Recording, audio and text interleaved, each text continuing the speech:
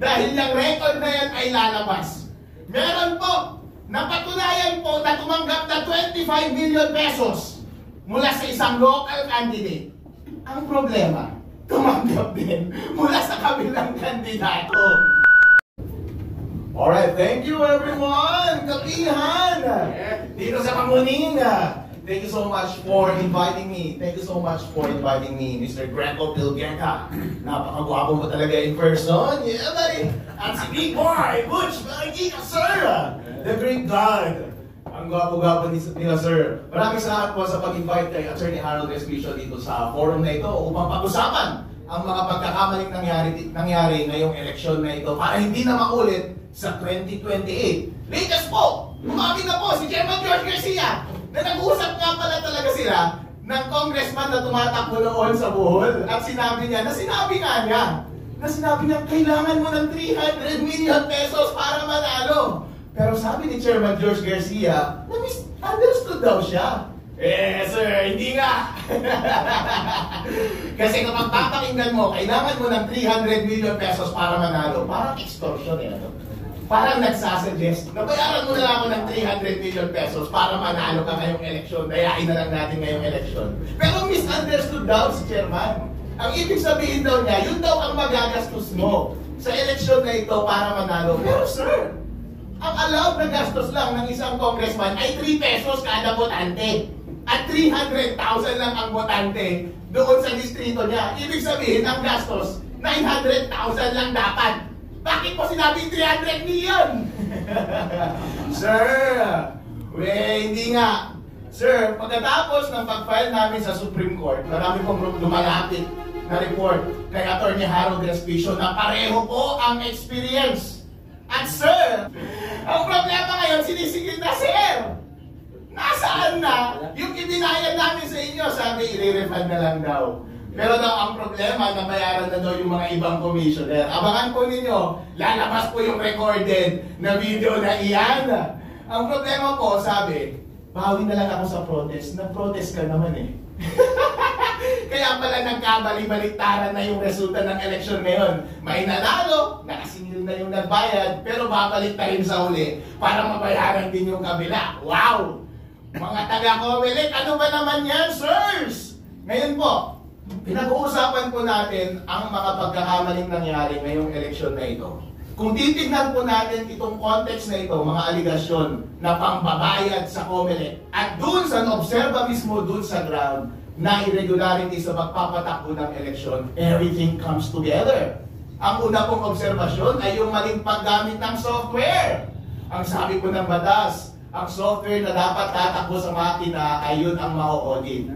Pero iba po yung inilagay sa makina. Kapag iba na po ang version at iba na po ang hash ng software na yun, iba na po yung nandun sa loob ng makina. Chairman George Garcia, tanong ko po sa inyo, nandun ba sa loob ng software yung daya? Ipakita mo na lang kaya yung software, i-open source mo at kami ang mag-aral, makita natin kung ano ang nasa loob nun. Ang isa po pong pagkakamali na naobserbahan ay yung transmission. Ang sabi po ng batas, dapat dire-diretso mula sa independent automated counting machines papunta sa mga servers. Sabay-sabay, Comelec servers at sa mga transparency servers. Para nga naman kapag nadaya ang Comelec, huli ka agad ng mga transparency server.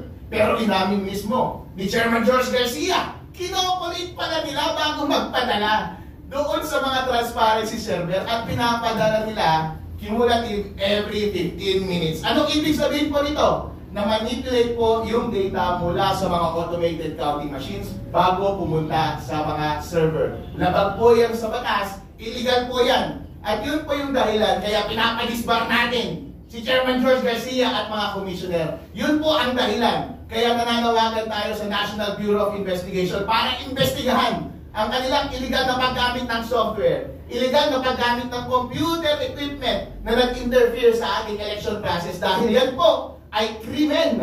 Yan po ay paglabag sa batas ng eleksyon. At kayo mga commissioner, kayo ang responsible ng pag-implement yan.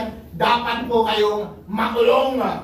Ngayon po, itong suggestion ng grupo ni Mr. Greco Bilgueta na gumawa ng manual counting alongside sa automated counting machines at gumamit ng blockchain para secure yung transmission at ma-maintain yung integrity ng data. Consistent po yan para maiwasan itong mga nangyari na daya na ito. Ang una po kasing daya na pwedeng mangyari at pinakamadaling gawin ay yung na-obserba natin na itatanim na mismo sa software yung daya. Kasi baka nasa 3.5 na mismo yung daya. Pero kapag manual counting mo yan, syempre, nawala na yung opacity. Transparent na. Makikita na natin mismo yung mga balota. Ang tao po, kapag binidyo mo yan, yung mga election board, yung mga watcher, makikita nila, yung mga balotang binabasa nila, nakikita natin kung nandaraya, makikita natin kung totoo ba talaga yung bilang. Kaya yung problem number 1, makiiwasan po kapag ginawa natin yung manual counting sa araw ng eleksyon. Ang pangalawang problema po, ay yung problema sa transmission at pag-maintain ng database. Masasolve po yan ng blockchain.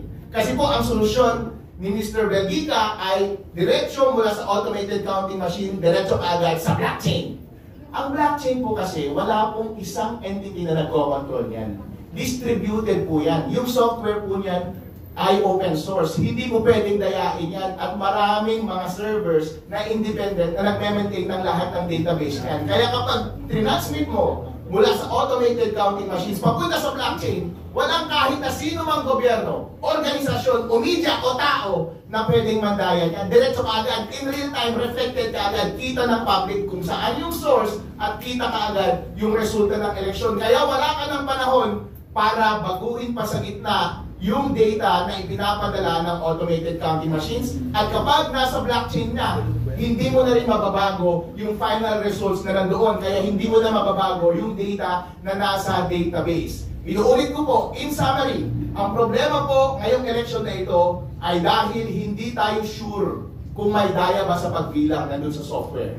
Hindi tayo sure kung may daya ba sa pag-transmit dahil inistorbo nila yung data mula sa source automated counting machine papunta sa mga servers. So pwede nilang i-manipulate sa gitna. Number 3, kapag nandun na sa mga servers, may mga database yun, pwede mo pa rin baguhin kahit nandun na sila sa loob. Lahat po yan makiiwasan dahil yung software ay ma-verify natin through manual counting. Yung transmission at database ay mapoprotektahan natin dahil po ang isang blockchain ay immutable yung transmission, immutable yung database, hindi po yan mababago. Kaya po, kapag natupad ang sulyasyon ni Mr. Greco Bilguena na ayusin ang ating eleksyon sa susunod sa pamamagitan ng paggamit ng parallel manual counting in addition doon sa automated counting ng ating boto at paggamit ng blockchain, hindi na po mauulit yung mga daya ngayon. Kaya Chairman George Garcia at mga Commissioner, alis na kayo dyan! Ilagay na natin itong mga idea ni Mr. Greco Bilguena at gawin natin sa 2028 para lahat po tayo ay masaya at lahat po na ibinoto natin ay siyang totoo mauupo, mapoproklama at mamumuno sa atin. Maraming salamat.